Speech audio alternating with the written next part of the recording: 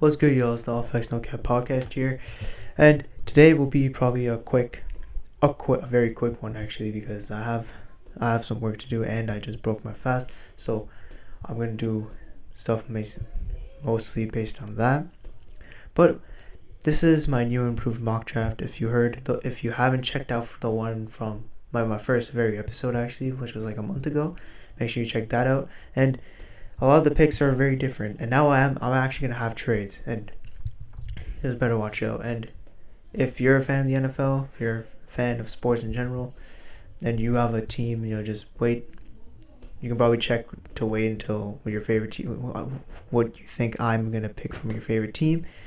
And without further ado, let's start this mock draft. And the first two picks are easily Trevor Lawrence and Zack Wilson. Everyone just knows that. I'm only going to touch on this a little bit. Trevor Lawrence, I said this before, he's the greatest college quarterback since Andrew Luck. Generational talent. Urban Meyer came back just to coach this generational talent prospect. Apparently, it's a rumor that he's already donating to charities in Jacksonville, so this pick's already done. And this one's also, the Zack Wilson one, is also not a surprise because they moved off of Darnold for what? They're going to pick Zack Wilson. And the fact that he came from a small school and he just flew, his stock just flew very high. It really makes no sense, but yeah, his stock flew very high. Now this is where the draft tends to get interesting, because a lot of the 49ers, they go Mac Jones, they go Trey Lance, but I'm not really buying into that. I really do think Justin Fields will get drafted by the San Francisco 49ers. I'm going to have to see it until draft day, which is 2 days away, but by the time I'm recording this video, it's 2 days away. But I don't buy into it. A lot of the times where you hear John Lynch making a move, it's never really leaked. And I think I've heard this before from the Colin Cowherd show. It's just that a lot of the stuff John Lynch made, a lot of the decisions he made was never leaked. And also the fact is that you're not going to trade up you're not going to give up 3 first round picks plus a third round to move up to 3 and select Mac Jones, because Mac Jones probably was going to be there at the 12th position, at your 12th pick, where you were last time. So, of course, which really makes no sense, because if you move up to 3, you have to make up your mind that you're going to take this prospect, because you already know the first 2 are not going to be there, and you're going to want to pick the guy with the highest ceiling. In San Francisco, we all think of them as as an ascending franchise. And I've also heard a lot of people have actually made this comparison and say, if the 49ers trade up to select Mac Jones, it's going to be like the Mitchell Trubisky situation, which has a lot of similarities, but we'll see how it is. I'm just going to say this is Justin Fields. And I don't have the Falcons trading up. With the number 4 pick, I think they're going to select Kyle Pitts, or trading down, I meant, if I said trading up.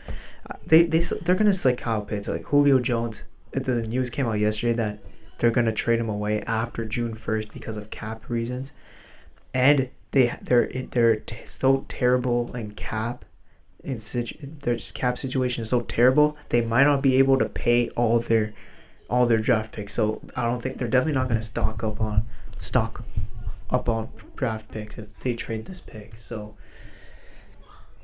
unless if it's for next year and the year after that, or the next year's. But now I think Matt Ryan. Okay, so Arthur Smith's the new coach. He believes in Matt Ryan, thinking that Matt Ryan's not really old. And yeah, Trey Lance, and I could really go Trey Lance here, but I think just Kyle Pitts is the best non-quarterback prospect in this draft. Of course, he's a generational tight end talent, and your Julio Jones will be gone. You're gonna want more offensive help from Matt Ryan, and yeah, Calvin really does have injury issues, so might as well take a generational talent tight end. And the 5, a lot of people think the Bengals will go Penei Sewell, but I personally have them go with Jamar Chase. I think that Joe Burrow just wants them to go with Jamar Chase. Joe Burrow probably.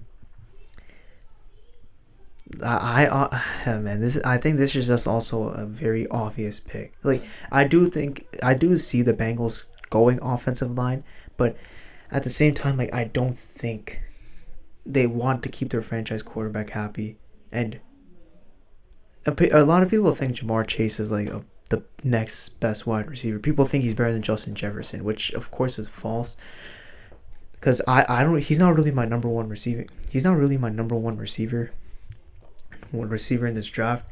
If you want to know my list, maybe go check out my Twitter at HFCar. But yeah, so what I just really think just the Bengals and Jamar Chase it's a done deal already, and this actually might surprise a lot of people for the number 6 pick, but I think it makes a lot of sense, and that is Rashad Slater, tackle out of Northwestern, to the Dolphins.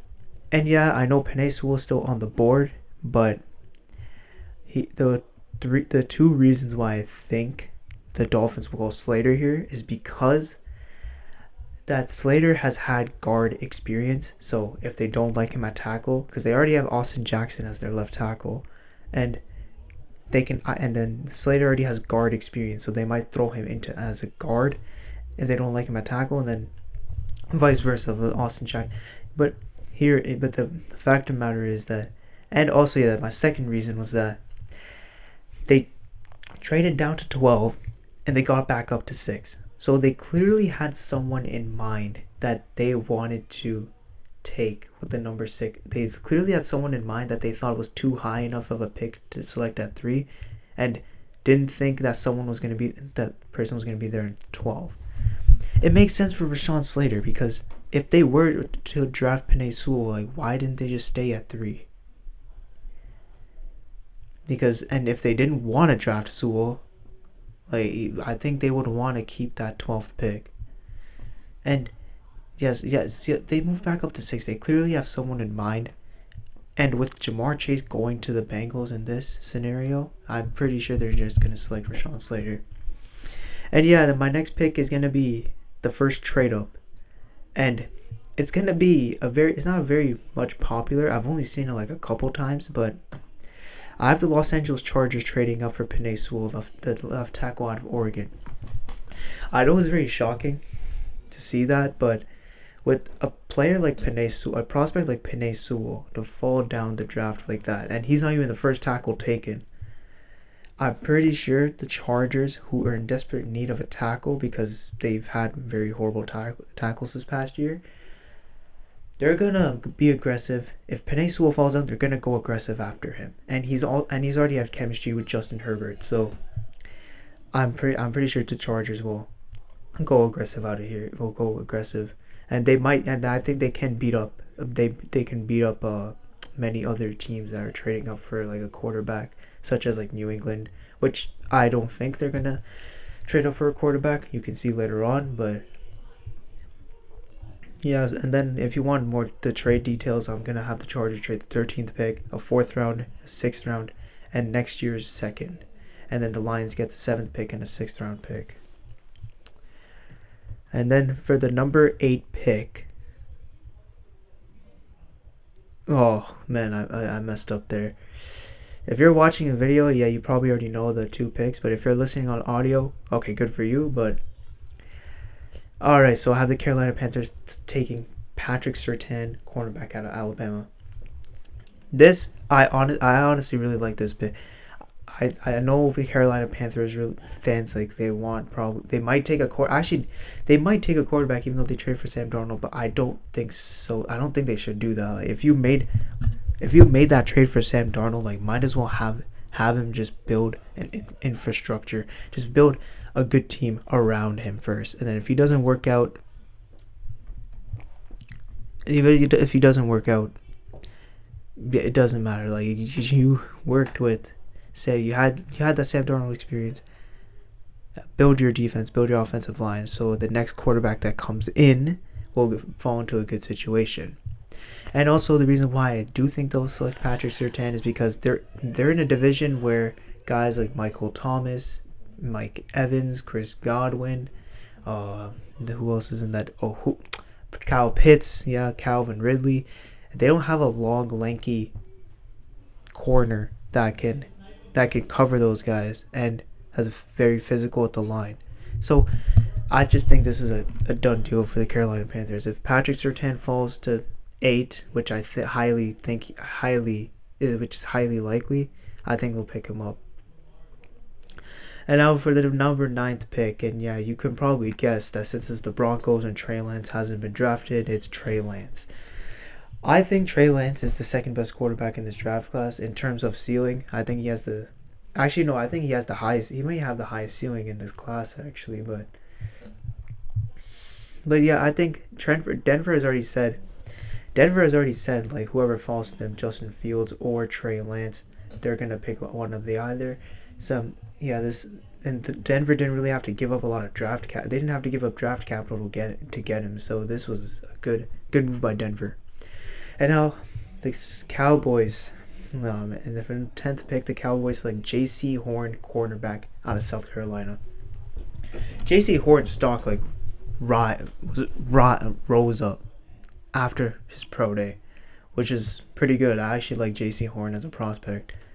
I think he is the second best corner in this draft class, which is why I have him second, going to the Cowboys. But the Cowboys need corners. They need them bad. They need to build their defense, of course. I don't like the Cowboys. I want them to completely flunk this pick, but in terms of me being nice for every single fan, like I have to add J.C. Horn here. So here's that. And for the 11th pick, I have the Chicago Bears trading up to select Mac Jones.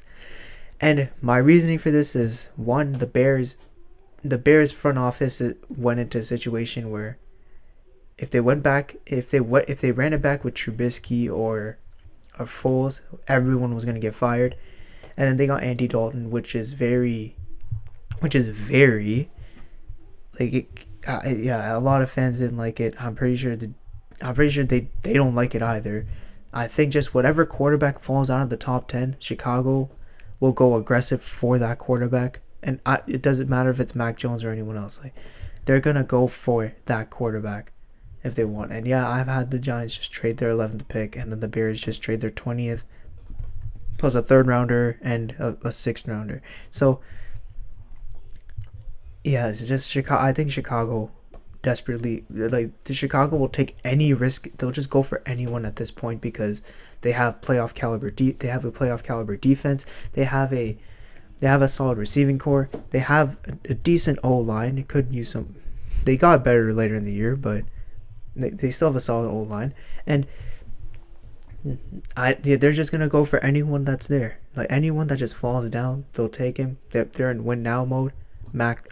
A lot of people say Mac Jones is better for a win now situation, which is why the 49ers will want to take him. But I digress. Is Mac Jones but Chicago Bears trade up for Mac Jones. And for the 12th pick, I have the Philadelphia Eagles, and yes, I put a trash can to select Devontae Smith, wide receiver. And I think this was the same pick I did for my previous mock draft, but yeah, I think if Devontae Smith just falls down, I think just the Eagles will just automatically take him. They're not good at drafting wide receivers, but they still want like a good dominant receiver, and it doesn't get better than a Heisman winner. So I think this is just a done deal for which he has top 10. Like I think he might go in the top 10, and for the Eagles to get him at 12. It seems pretty good. It seems like a good pick. And for the 13th pick, I have the Detroit Lions selecting Jalen Waddle. And how the Lions got that pick was from the Chargers trade. And the Lions lost a lot of receivers. They lost Kenny Galladay, Marvin Jones. I think they might try. I don't think they're going to draft a quarterback because they have so many needs. And with Jalen Waddle just coming down this far, and you lost your chance on Jamar Chase and Devontae Smith, so just snag Waddle. And they need a receiver.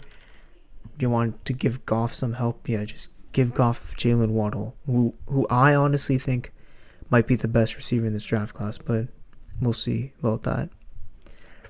For the 14th pick, I have the Minnesota Vikings selecting Elijah Vera Tucker out of USC, tackle and guard out of USC. So the Minnesota Vikings really don't have a solid O-line, and they're a run-heavy offense.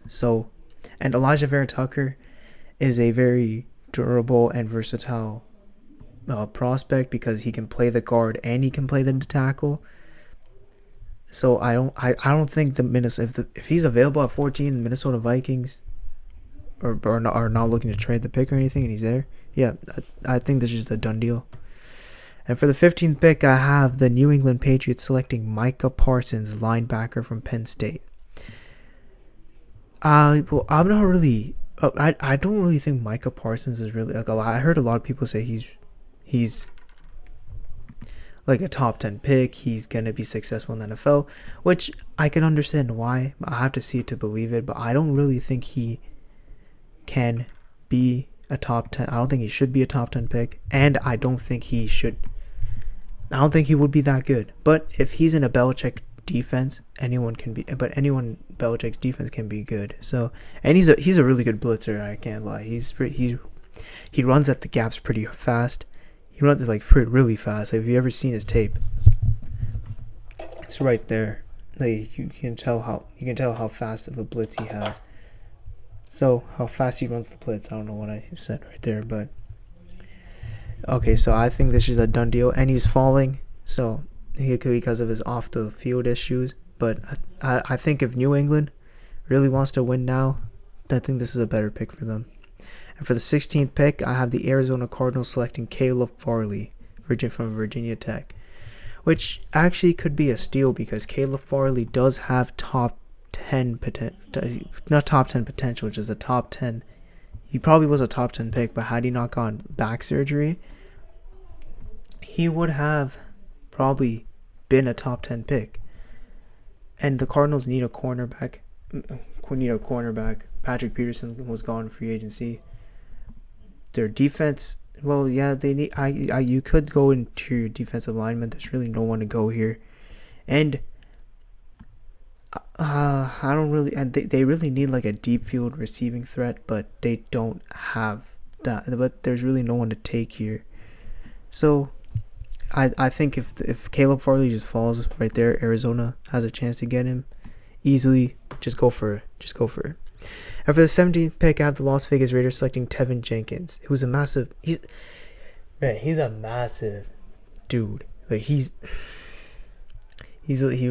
plays aggressive, and the Raiders, they definitely need an offensive line. They definitely need those guys because they lost their center. They lost like the entire O-line, and Derek Carr definitely needs some help. He definitely needs some help. Which I've heard, yeah, I can see them going defense here too, but I don't think it's very necessary because if you have a flat out monster tackle at this spot, and then this is just an easy pick. And then for the number 18th pick, I have the Dolphins selecting Jeremiah Owusu-Koramoah, left linebacker from Notre Dame. Jeremiah Owusu-Koramoah actually might be the best linebacker in this draft class. I'm not really budging on that. He's phenomenal in coverage. He loves to use his speed and agility to get around blockers. He's not very physical, but I don't think he should be a Mike linebacker, I don't think how the Dolphins can play him, because I think Brian Flores will work well with him. Maybe play him as like a slot corner, maybe a safety even, maybe like a will linebacker, but this will be a good pick for the Dolphins if they can get their hands on him. I've said this a lot, but this is what I think is the best for each team. So here it is. Okay, and for the 19th pick, I have the Washington football team select Christian Darrisaw. So Trey Lance, Mac Jones, Justin Fields, all of them are gone. You might as well just build an offensive line. So Fitzpatrick, Heineke, even if you start him. So they have some protection. Like, you have a solid team around you. They already have an elite defense. you already have elite weapons, so just build that their offensive line can use some work. Just build that, and then I think any quarterback can be successful in that situation. And then for the 20th pick, this is how the Giants got it because of the Bears trade. I have them selecting Jalen Phillips. Jalen Phillips, I think, is the best edge rusher in this class. I don't think that's a debate, but he's one of the best defensive players in this draft class. And for the Lions to give him at 20, he does have injury concerns, but I don't think you can really pass up on that talent. And I really hate the Giants. I don't really think I don't really want them to make this pick. But this pick really makes sense because Gettleman really likes guys like Jalen Phillips. And yeah, I'm going to go with the 21st pick. I have the Baltimore Ravens trading up the draft. And I know they might go after Julio, but they have a lot of picks to do that from. They have a lot of picks for that. And if you want to see the trade details, so Indianapolis trades the 21st pick, and then Baltimore trades the 27th. But Baltimore gives the 104th pick, which was a comp. And I forgot, the Baltimore Ravens select Rashad Bateman, wide receiver out of Minnesota. I don't know if I said that already, but here it is. Of course, they need to give Lamar some weapons. And even if they get Julio while they're at it, good.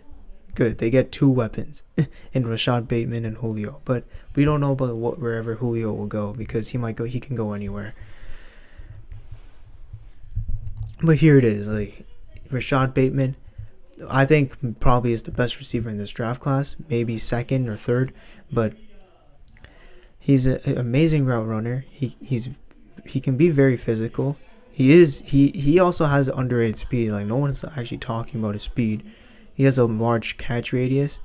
If you want to trade up for a receiver, Baltimore, this is the guy to do it for. And for the 22nd pick, I have the Tennessee Titans selecting Terrace Marshall Jr., wide receiver out of LSU. This is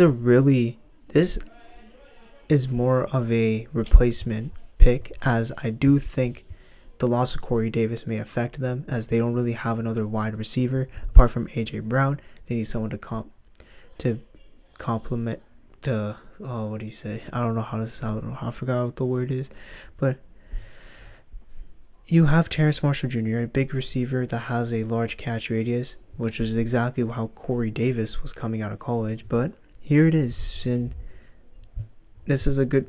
I think he can fill. I think he can. I think he's one. I think he can fulfill that.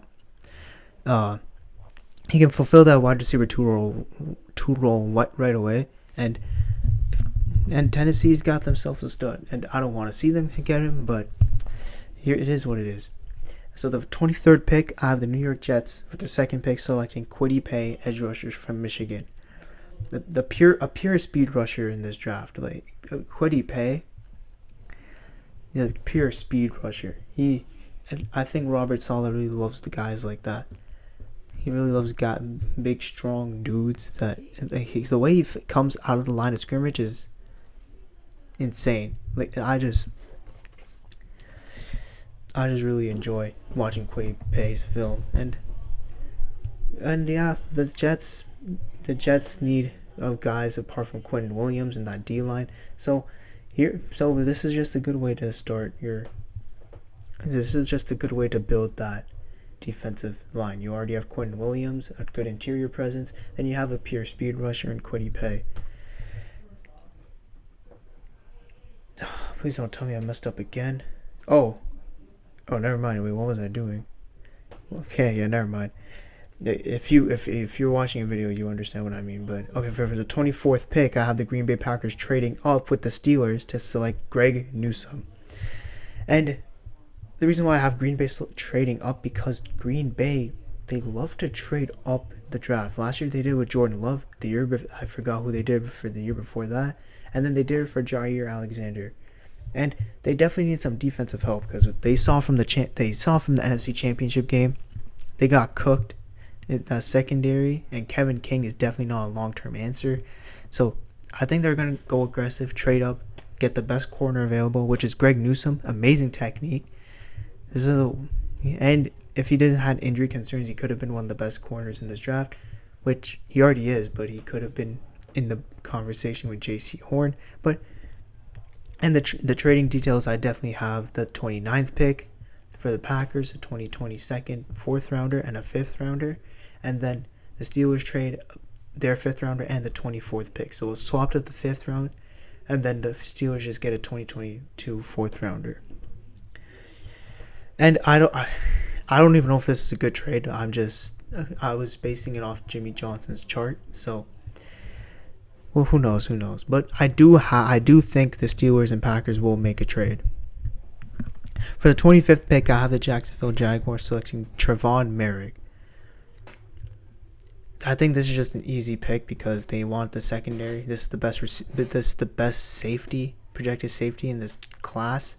He's very sticky in man coverage. Like if you watch him, he's very sticky, and he's a solid tackler. So, and Jacksonville definitely needs some help in the secondary alongside with Shaquille Griffin and C.J. Henderson.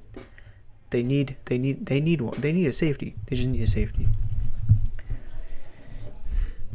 And for the 26th pick, I have the Cleveland Browns selecting Gregory Rousseau, edge rusher from Miami.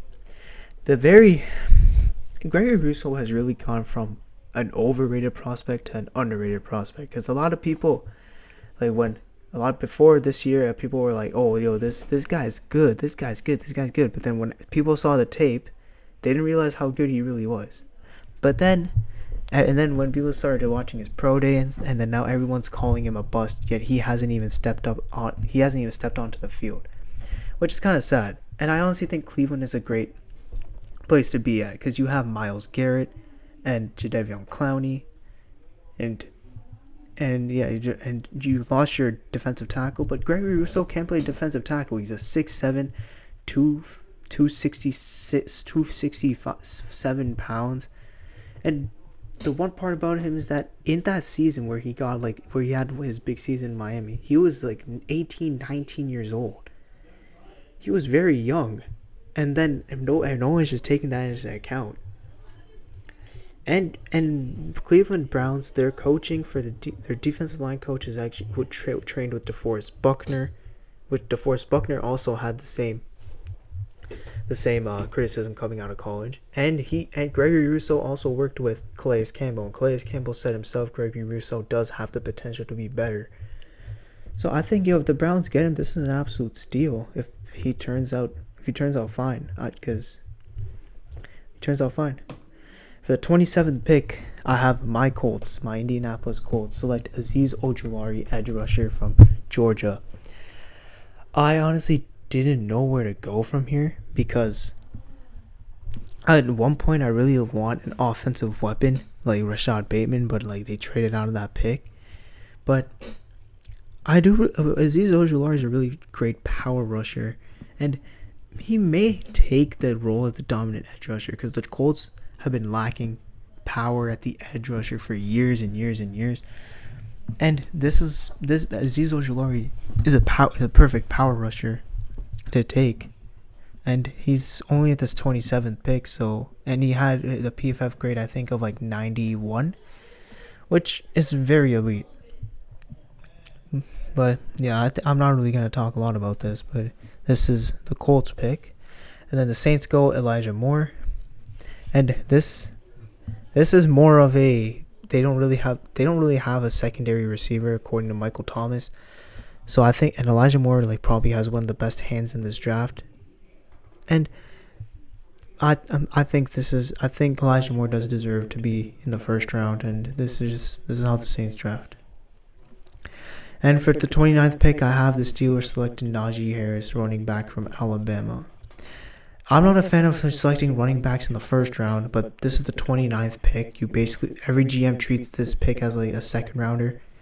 So, and the Steelers were last in rushing, yards apparently. But I don't think drafting a running back will help.